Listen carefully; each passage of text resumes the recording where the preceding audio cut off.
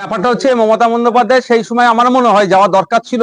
ওখানে যেভাবে ওখানকার মহিলাদের সাথে অন্যায় হয়েছে, ওখানকার মানুষজনের জমিতে নোনা পানি ঢুকিয়ে দিয়ে সেখানে জমি দখল করা থেকে শুরু করে এক প্রকার ওখানে সাম্রাজ্য যে ওই আপনার যে একটা গ্যাং চালাতো, তৃণমূলের একটা সিন্ডিকেট ওখানে চলতো, এটার বিরুদ্ধে সেখানকার মানুষ যেভাবে জনবিস্ফোরণ ঘটিয়েছিল, সেই সময় আমার মনে হয় মমতা ব্যানার্জি গেলে আরো বেশি ভালো হতো। এখন যাচ্ছেন, যাদের সাথে অন্যায় হয়েছে নিশ্চিতভাবে তাদের সাথে কথা বলে যারা অন্যায় করেছে তাদের সর্বোচ্চ শাস্তির ব্যবস্থা করবে। মমতা সবার পরই সন্দেশখালীতে খুব পড়ুয়াদের রাস্তা খারাপ নিয়ে সরব সন্দেশখালীর পড়ুয়ার, তাদের ট্যাবের টাকা চুরি হয়ে যায়নি তো, সেই নিয়ে খুব দেখায়নি তো। হ্যাঁ, সারা এলাকাতে শুধু রাস্তা নয়, সমস্ত ধরনের ডেভেলপমেন্ট আজকে ঢুকছে। যখন চিৎকার চেঁচামেচি হচ্ছে রাস্তা খারাপ বলে, একটু খুব ওই থুতু দিয়ে আটা ছানার মতো এসে সামনে একটা জাস্ট একটা লেয়ার দিয়ে কাজ মিটিয়ে নিচ্ছে। 2 মাস 4 মাসের মধ্যেই সেই রাস্তা খারাপ হয়ে যাচ্ছে, কিন্তু টাকার জন্য ওই রাস্তা রিপেয়ারিং এর জন্য, সংস্কারের জন্য যে টাকা বরাদ্দ হয় সে টাকাগুলো লুট হয়ে যাচ্ছে। আবাস নিয়েও খুব দেখিয়েছেন সন্দেশখালীর মহিলারা। আবাস নিয়ে তো চরম দুর্নীতি হচ্ছে। আমি আগেও বলেছি, আজকেও বলছি, মুখ্যমন্ত্রী কি চাইছেন যে আবাস দুর্নীতিটা বন্ধ হোক এবং সারা রাজ্যে যে সমস্ত দুর্নীতি হচ্ছে বন্ধ? যদি চেয়ে থাকেন তাহলে কিছু নির্দিষ্ট ভাবে তাকে বার্তা দিতে হবে। যদি তিনি নবান্ন থেকে অন্তত একটা প্রেস কনফারেন্স করে এটা বলতেন, যারা সার্ভে করছে আবাস নিয়ে, যদি কোনো দুর্নীতির গন্ধ পাওয়া যায়, যদি দুর্নীতি উঠে আসে, যারা সার্ভেয়ার তাদের বিরুদ্ধে আমি মামলা করব, তাদেরকে জেলের মধ্যে ভরে দেবো, তাহলে দেখতেন একটা আবাস নিয়ে দুর্নীতি হতো না। এখন কি হচ্ছে, 10,000 15,000 20,000 যা হচ্ছে, পার্টির নেতাকান্তা তো খাচ্ছে, সাথে সাথে কিন্তু সার্ভেয়াররাও এর থেকে টাকা খাচ্ছে। ফলে যারা প্রকৃত প্রাপক, পশ্চিমবাংলায় প্রায় 50 লক্ষ মানুষের মাথার উপরে ছাদ নাই, তারা না পেয়ে পাচ্ছে কারা? যারা আর্থিকভাবে স্বাবলম্বী, যাদের পাকা বাড়ি আছে, যাদের বাড়ি ফিরিয়ে আছে, যাদের মাছ ধরার ট্রলার আছে, যেগুলো যারা পাওয়ার অযোগ্য তারা পেয়ে যাচ্ছে, পাওয়ার যোগ্য গুলো পাচ্ছে না। এর জবাব কিন্তু দিতে হবে। জনগণের ট্যাক্সের টাকাকে যদি সঠিকভাবে ব্যবহার না করতে পারে, যে রাষ্ট্র বা যার রাজ্য পরিচালনার দায়িত্ব আছে, তাকে আগামী দিনে দিতেই হবে। বাগদায় এক বাংলাদেশি গ্রেপ্তার, নাম হারিয়ে ভারতে বসবাস বাংলাদেশি, ওপারে রাসেল, এপারে তার নাম রয়েছে রাহুল। কি বলবেন? দেখুন, ব্যাপারটা হচ্ছে এই ধরনের ভুড়ি ভুড়ি আছে। গত 2 দিনের মধ্যেই তো ধরা পড়লো যে পাসপোর্টের যে জালিয়াতি করেন মূল পান্ডা, ওপার থেকে লোক নিয়ে আসে, এপারে পাসপোর্ট করে হয়তো বিদেশে পাঠিয়ে দিচ্ছে। ব্যাপারটা দেখুন, অনেক ক্ষেত্রে বাংলাদেশের মানুষকে সব জায়গায় ভিসা পায় না, সেই দেশে এন্ট্রির ক্ষেত্রে অনেক রেস্ট্রিকশন থাকে, যেখানে সহজে ইন্ডিয়ার ক্ষেত্রে ছাড়পত্র থাকে।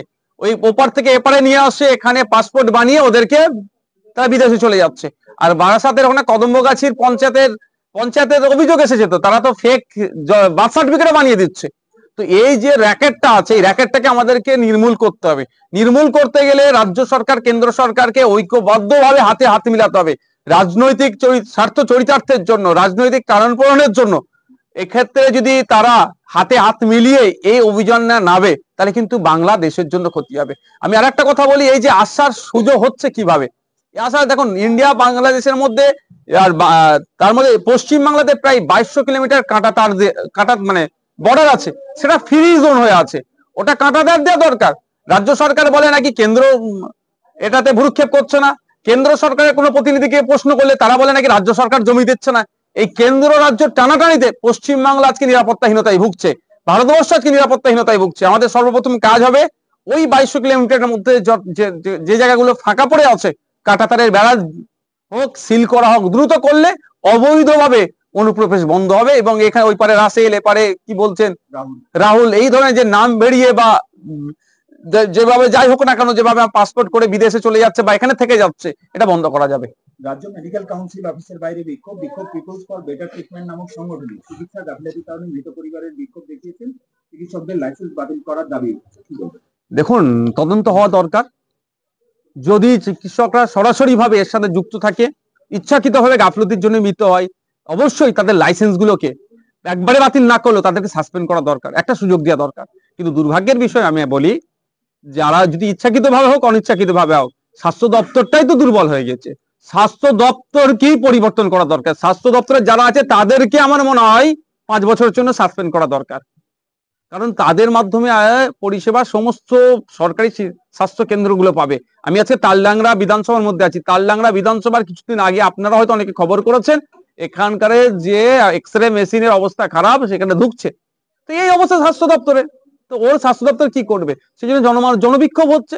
তবে এই জনবিক্ষোভ যেটা হচ্ছে এখন একটা স্বল্প স্বল্প জায়গায় হচ্ছে, এটা যদি ঐক্যবদ্ধ দানা বেঁধে যায় তাহলে কিন্তু পার্শ্ববর্তী দেশ হাসিনার মতো কিন্তু আমাদের রাজ্য হতে পারে। মালদায় কার্নিভালকে কেন্দ্র করে টিএমসির গোষ্ঠীদ্বন্দ্ব, সেখানে বিধায়ক অনুগামীদের সঙ্গে দলেরই আরেক গোষ্ঠীর চূড়ান্ত সংঘর্ষ। দেখুন, কার্নিভালের আয়োজনের একটা হেভি টাকা খরচ দেখাবে। সামান্য বাঘিনীকে এই কটা দিন ধরার জন্য 35 লক্ষ টাকা শুনলাম নাকি রাজ্য সরকারের খরচ হয়েছে। ওরে বাবা, 3.5 কোটি টাকা শুনলাম।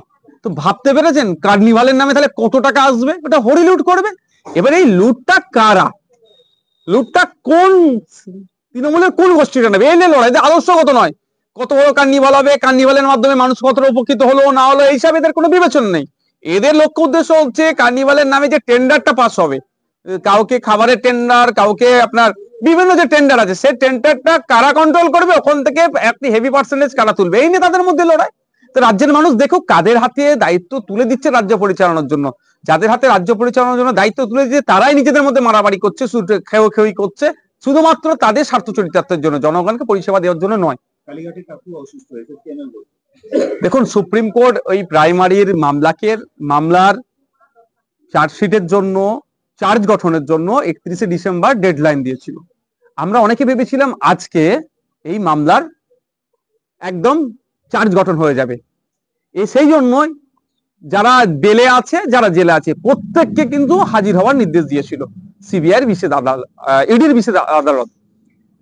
কালীঘাটের কাকু, বিখ্যাত কাকু, তিনি নাকি অসুস্থ, তিনি এসএসকেএম নিয়ে চলে গেল, সেখান থেকে আবার তিনি আসতে পারলেন না।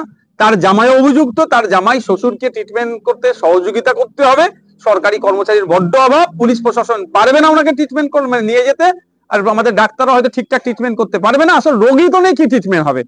তো সেই জন্য জামাই সহযোগিতা করতে গেলে জামাই এসে পৌঁছালেন না। আবার মেদিনীপুর থেকে কার যাওয়ার কথা ছিল, তার নাকি গাড়ির গোলযোগের কারণে সেও নির্দিষ্ট সময়ে পৌঁছাতে পারছে না। তাহলে সুপ্রিম কোর্ট ডেডলাইন দিল, সেই ডেডলাইনটাকেও কিন্তু এরা সুকৌশলে এটা ভেঙে দিচ্ছে। ব্যাপারটা হচ্ছে যে হারে দুর্নীতি করেছে, যাদের কাছ থেকে টাকা তুলেছে, সেই টাকা যদি আজকে পুরো প্যানেল বা যে যদি বাতিল হয় তাহলে কি হবে? যারা টাকা দিয়েছে তারাই নেতাগুলোর কলার ধরবে। সেই জন্য এটাকে যত লেন্দি করা যায়, যত ডিলে করা যায়, যত তারিখ পে তারিখ করা যায়, সেই সমস্ত অপচেষ্টা চালাচ্ছে। আমি একটা কথা বলতে পারি যে ইতিপূর্বে দেখা গিয়েছে আমাদের এখানকার মেডিকেল থেকে আনফিট সার্টিফিকেট দিয়েছে, তাকে যখন ভিন্ন রাজ্যের নিয়ে গিয়েছে তখন ফিট সার্টিফিকেট পেয়েছে। এই কালীঘাটের কাকুর ক্ষেত্রেও যদি ট্রিটমেন্ট সেন্ট্রাল গভর্নমেন্টের বা ভিন্ন রাজ্যের কোনো স্বাস্থ্য কেন্দ্র থেকে যদি পরীক্ষা করানো হয় তাহলে হয়তো দেখা যাবে কাকু একদম ফিট বিন্দাস আছে। শুধু কাকু তার বসেদেরকে বাঁচানোর জন্য এই হার্ট অ্যাটাকের বা অজ্ঞানের নাটক করেছে। মালদার হরিশ্চন্দ্রে বোমাবাজির অভিযোগ, গোটা এলাকায় চাঞ্চল্য, আতঙ্ক। মালদার হরিশ্চন্দ্রপুর কেন বলছেন? সারা রাজ্য আজকে বোমার স্তূপের উপরে দাঁড়িয়ে আছে, বারুদের স্তূপের উপরে দাঁড়িয়ে আছে। বকটুই কাণ্ডের পরে মমতা ব্যানার্জি চিৎকার চেঁচামেচি করে অনেক কথা বললেন, পুলিশকে নির্দেশ দিলেন যে রাজ্যে অবৈধ অস্ত্রশস্ত্র উদ্ধার করতে হবে। উদ্ধার তো দূরের কথা, আমরা দেখছি আক্রমণ বেড়ে যাচ্ছে। পুলিশ প্রশাসনকে তাদের কাজ করতে দিচ্ছে না। পুলিশ প্রশাসনকে যদি নিরপেক্ষতার সাথে তাদের কাজ করতে দেয় তাহলে এই দিনগুলো দেখতে হবে না। কিন্তু দুর্ভাগ্যের বিষয় সেটা হচ্ছে কোথায়? তৃণমূল কংগ্রেসের আশ্রিত দুষ্কৃতীরাই তো কাণ্ড ঘটাচ্ছে। কাকে ধরবে? ধরলে বড় নেতা কাতাদের ফোন চলে আসবে, বলবে ওকে জামিন দিয়ে ওকে অ্যারেস্ট করতে পারবে না, ওকে ছেড়ে দাও। এই জন্য এই দুরবস্থা হচ্ছে। কিভাবে তৈরি হতো জাল পাসপোর্ট? মনোজ গুপ্তের ডেরায় হানাবির চাঞ্চল্যকর তথ্য উঠে।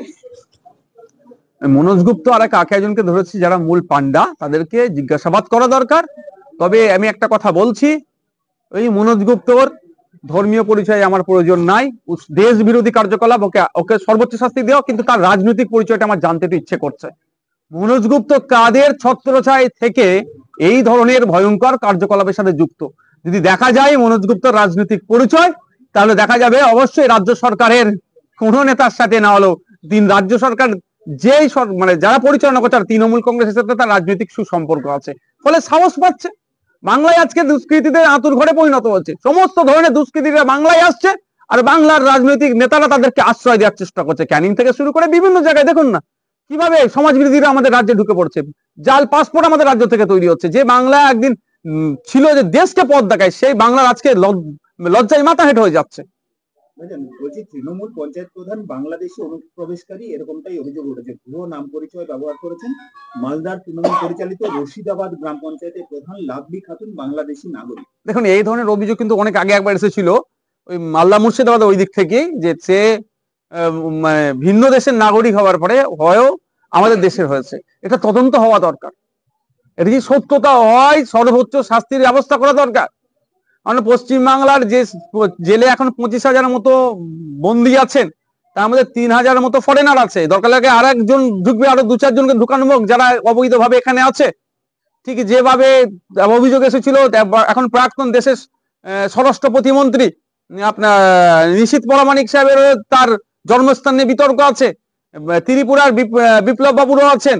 এই ধরনের অনেকে আছে, কিন্তু তদন্ত করে সত্যটা আনা হোক। যদি অবৈধভাবে অনুপ্রবেশকারী হয় তাদেরকে আবার পুশব্যাক করানো হোক। ওপার বাংলা থেকে এপার বাংলায় বিয়ে করে বসতি স্থাপন করছে অনেকে এবং এখানে পাকাপাকি ভাবে বসবাস করছে। সেক্ষেত্রে তো জঙ্গি যোগ থাকার সম্ভাবনা একটা তৈরি হচ্ছে, আশঙ্কা তৈরি হচ্ছে। দেখুন, কতটা জঙ্গি যোগের সম্ভাবনা আছে তার থেকে প্রথম কথা হচ্ছে ইললিগালি আমার দেশে কেন থাকবে? আমাদের দেশের আমরা আমরা নাগরিক, আমরা নিয়মিত ট্যাক্স দিচ্ছি, নিয়মিত সব করছি। ট্যাক্স দেওয়ার পরে আমার দেশকে আমরা এগিয়ে নিয়ে যাওয়ার চেষ্টা করছি। আর যদি কেউ ইললিগালি থাকে, সে না ঠিকঠাক ট্যাক্স দিচ্ছে, না করছে, আমাদের দেশের আইন বহির্ভূত ভাবে সে আছে, তাকে তো আমাদের দেশ থেকে বিতাড়িত করা দরকার। এজন্য রাজ্য সরকার, কেন্দ্র সরকার এবং সমস্ত, এটা গুরুত্বপূর্ণ বিষয়, সমস্ত বিরোধী দলকে নিয়ে একটা নির্দিষ্ট পরিকল্পনা করা দরকার এবং যারা অবৈধ অনুপ্রবেশকারী আছে তাদেরকে চিহ্নিত করার জন্য। শুধুমাত্র কোনো একটা সরকার এটাকে নির্মূল করতে পারবে না। এটাকে নির্মূল করতে গেলে সমাজের সমস্ত স্তরের মানুষকে এর সাথে যুক্ত করতে হবে, মানুষকে সচেতন করতে হবে, তাদেরকে নিয়ে সিভিল সোসাইটিকে নিয়ে, অপোজিশন পার্টিসদেরকে নিয়ে রুলিং পার্টি একটা রূপরেখা তৈরি করুক, তাহলে এটাকে বন্ধ করা যাবে। পাসপোর্ট জালিয়াতি কাণ্ডের খোঁজ পাওয়া গেছে গাইঘাটা, বনগাঁ, কল্যাণী পুরসভায়। তারা জড়িত। পুরসভাও কি এর সঙ্গে যুক্ত রয়েছে কোনোভাবে?